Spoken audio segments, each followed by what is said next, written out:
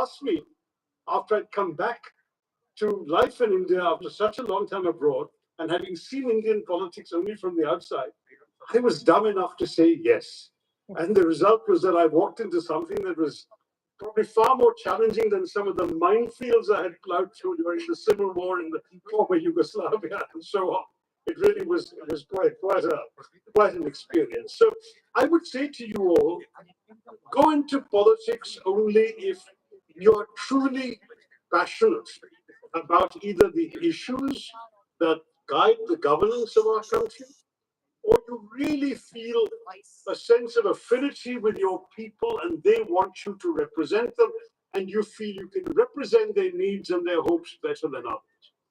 There are people who do go into politics for the wrong reasons. Some who go in merely because it's a family profession, some who go in because they think it's a way of making money on the side, which is not supposed to be what they're doing, but some do. We have to be honest about it. And there are people who often think that power is an attraction in itself, and if they support the right party, they might get political office, that sort of thing. Those are all the wrong motives. I mean, honestly, in a democracy, politics is the best way you can bring about change for the better. And if you don't care about doing that, if you don't have a vision of a better society that you want to work towards and bring your country to, then you really shouldn't be in politics. And that's my plea to all of you. Just as I am often invited to address college convocations, and I find myself doing a lot of medical college convocations, and I say to them, you know, you've chosen a profession that is a cause. It's not just a profession. If you're there because you think you can make more money, if you want to specialize in the diseases of the rich, then you're in the wrong profession.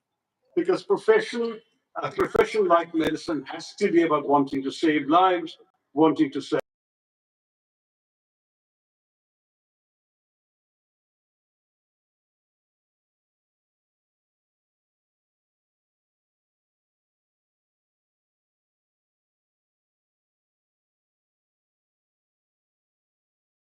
And therefore it becomes something which often, you know, when you hear from about a decent political leader that he hasn't had a holiday in years, that doesn't surprise me at all. I haven't had a holiday in years, and I'm not terribly important in the political world. It's just the way these things happen. You're always switched on. Yes, you sometimes have to put the phone on silent, as I just did when you were introducing me. But I'll turn it on again when I finish and see how many missed calls I've got that relate to my constituents and not just to friends or family. And that's, again, part of the responsibility that comes from elected office. Okay, I'm a TV reporter, and the Forbes magazine and several other magazines rate TV reporter among the worst professions in the world, more than 120 professions if you were to list TV reporter. And I can vouch for it that politicians' life and work, especially in India, I think is perhaps worse than that if you were to do it the right way. That's right. In many ways.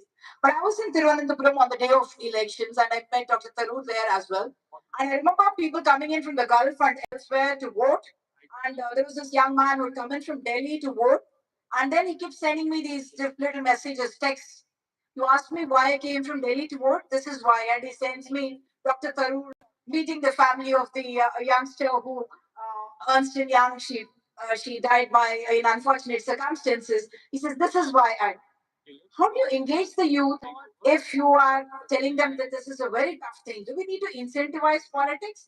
Because obviously we need leaders who are inspiring and who are capable of changing tomorrow. So for all these youngsters, so what profession you're scaring them away even more? No, I don't mean to scare you.